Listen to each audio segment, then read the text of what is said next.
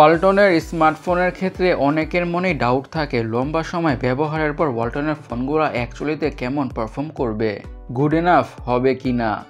আপনাদের এই কোয়েশ্চেনের অ্যান্সারই দিব আজকের ভিডিওতে। ওয়ালটন NE-XG N26 ফোনটি আমাদের কাছে আছে অলমোস্ট 5 মাস ধরে। 5 মাস পরে এসে ফোনটি অ্যাকচুয়ালিতে কেমন পারফর্ম করছে, লেটস টক অ্যাবাউট দিস। শুরুতেই ব্যাটারি নিয়ে কথা বলা যাক। ফোনটির ব্যাটারি ব্যাকআপ লিটারেলি অ্যামেজিং। এক কথায় বলা যেতেই পারে ব্যাটারি ব্যাকআপটি ফোনটির বেস্ট পার্ট। নর্মাল ইউজে খুব ইজিলি একদিনের ব্যাটারি ব্যাকআপ পাওয়া যায়। একটা low power hungry processor combine with 5000 mAh এর ব্যাটারি ভালো ব্যাটারি ব্যাকআপ পাওয়াটাই স্বাভাবিক ছিল।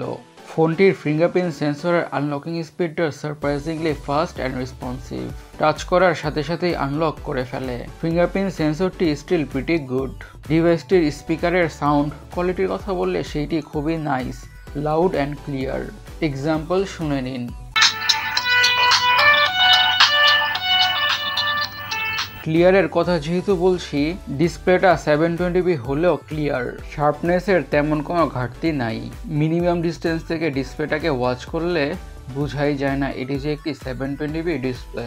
কন্টেন্ট ওয়াচিং এক্সপিরিয়েন্স খুবই ভালো, কিন্তু খুবই কাছ থেকে ডিসপ্লেটা লক্ষ্য করলে বোঝা যায় এটি যে 720p প্যানেল।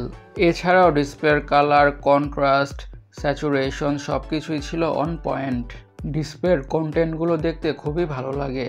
ওয়ালটন যে খুবই ভালো মানের একটি ডিসপ্লে প্যানেল ইউজ করেছে সেটা বুঝাই যাচ্ছে। আর ডিসপ্লেটা enough colour অ্যাকুরেটও।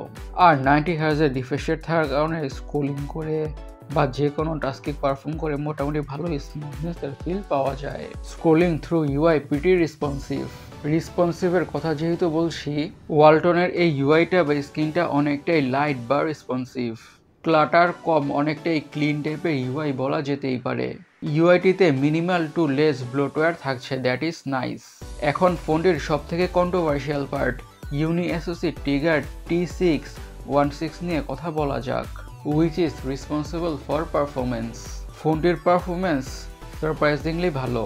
Day to day regular ইউজে বা গেমিংয়ে তেমন কোনো ল্যাগ বা হ্যাংয়ের ইস্যুজই নাই। মিডিয়াম টাইপের ইউজারদের জন্য গুড এনাফ পারফরমেন্স দিয়ে দেয়।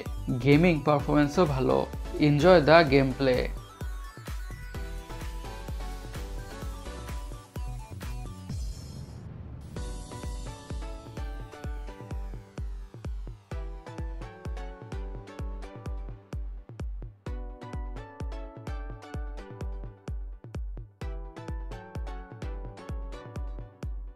ফোনটি এতক্ষণ ইউজ হওয়ার পরও তেমন কোনো হিটিং ইস্যুস নাই। হেভি ইউজের পর স্লাইটলি ওয়ার্ম হয়, যেটা খুবই স্বাভাবিক, কিন্তু খুব একটা যে গরম হয় তা বলবো না।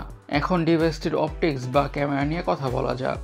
ক্যামেরাটা মোটামুটি not that impressive or not that bad, চলে আর কি। প্রাইস রেঞ্জ হিসাবে বলা যেতে পারে ক্যামেরাটা ঠিকঠাকই আছে।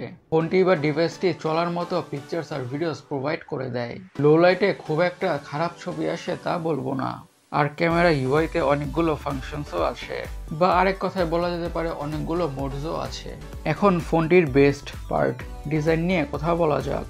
This phone simply looks gorgeous. সিম্পলের মধ্যে গর্জিয়াসের পারফেক্ট এক্সাম্পল হচ্ছে এই ফোনের লুকসটি বা ডিজাইনটি।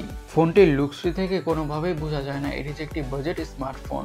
ফোনটি থেকে নট জাস্ট প্রিমিয়াম ফোনের লুকস আসে, আম গনা সে ফ্ল্যাগশিপ ফোনগুলোর লুকস আসছে। ফোনটির লুকসটি আসলেও নাইস, বিশেষ করে এই গোল ক্যামেরা রিং বা গোল ক্যামেরা মডিউলের জন্য।